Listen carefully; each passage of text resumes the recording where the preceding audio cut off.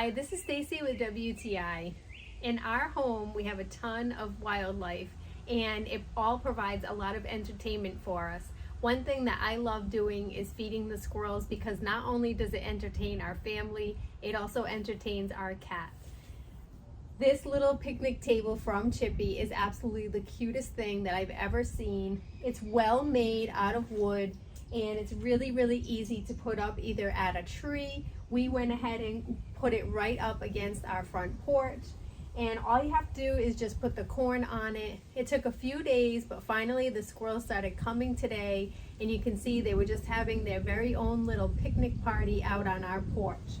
So as I said, it's well made. It was really easy to put together and to put up on our porch thanks to the pre-drilled holes. I just followed the instructions, and then we bought our corn for it. We put a little bit of peanuts out on it as well just to draw them in, and the squirrels had a lot of fun today and my cat had a lot of fun watching them as well. So great little table from Chippy, lots of entertainment and nice to feed our backyard friends, and that's my point of view.